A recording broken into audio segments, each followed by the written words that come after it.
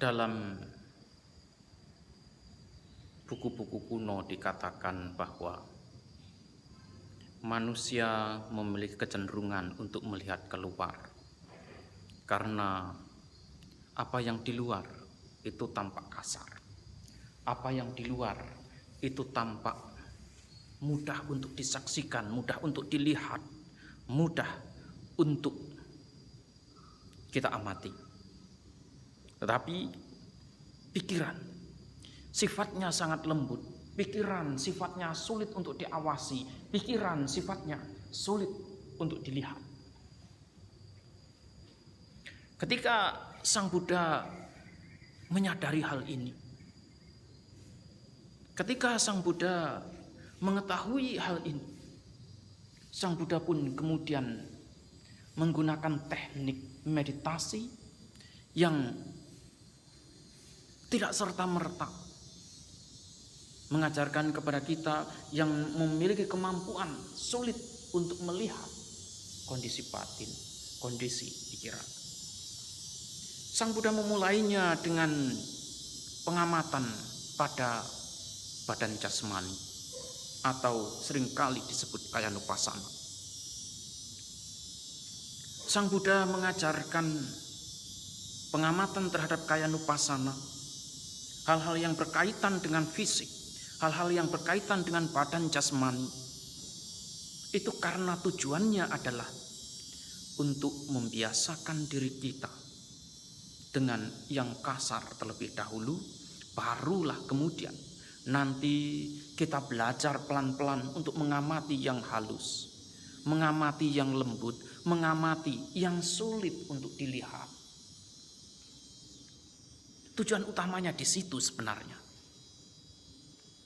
Tujuan utamanya adalah agar kita semuanya yang tidak memiliki keterampilan, tidak memiliki kesabaran, tidak memiliki keuletan untuk mengamati pikiran, kita bisa tetap memiliki pondasi, memiliki landasan, memiliki pijakan untuk berlatih. Salah satu contoh pengamatan terhadap badan jasmani adalah mengamati napas. Pengamatan terhadap napas ini hanya sebagai sarana. Pengamatan terhadap napas itu hanya sebagai batu pijakan dan bukan tujuan. Mengamati napas sebenarnya sudah merupakan tradisi yang sudah sangat lama dikembangkan di India. Dan ini bukan penemuan murni Sang Buddha. Oleh karena itu kalau kita lihat cerita-cerita yang ada, riwayat hidup Sang Buddha misalnya, pada usia 7 tahun Pangeran Siddhartha telah mampu bermeditasi dengan menggunakan napas sebagai objeknya. Nah, ini adalah budaya yang memang sudah berakar kuat di India pada waktu itu. Apa yang perlu dilihat adalah ketika kita mengamati napas, ini kita jadikan sebagai batu pijakan, batu lompatan, agar kita mampu melihat ke dalam. Kita memperkenalkan kesadaran kita dengan apa yang kasar terlebih dahulu. Baru nanti dengan berlalunya waktu, lambat laun kita akan mengenali yang namanya pikiran, yang sifatnya sangat halus, sifatnya sulit untuk dilihat.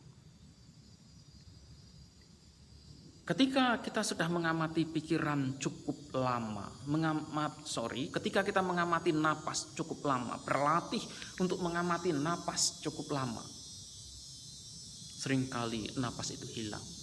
Seringkali napas menjadi halus dan yang dominan adalah pikiran. Ketika sampai pada level ini, banyak para praktisi meditasi kemudian lari kembali untuk mencari napas. Ini tak ada ubahnya seperti ketika kita sudah sampai di jenjang yang lebih halus, jenjang yang lebih sulit, kita kembali mencari yang kasar. Karena kita anggap bahwa napas itu adalah tujuan. Tujuan dalam praktek bukan untuk membebaskan fisik, tetapi untuk membebaskan batin. Nah, oleh karena itulah ketika kita praktek dengan menggunakan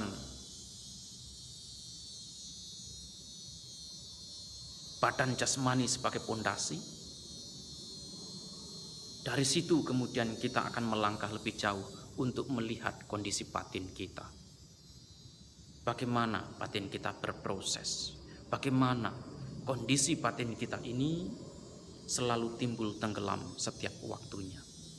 Itulah yang akan menjadi tujuan utama kita, bagaimana batin ini merespon setiap kejadian-kejadian yang terjadi dalam kehidupan kita. Mereka yang sanggup untuk berjuang, membina pikiran, mengarahkan pikiran adalah orang-orang yang luar biasa. Mereka yang akan menikmati kebahagiaan yang sangat luar biasa, kebahagiaan yang sangat besar, kebahagiaan yang tidak bisa dibeli dimanapun mereka berada.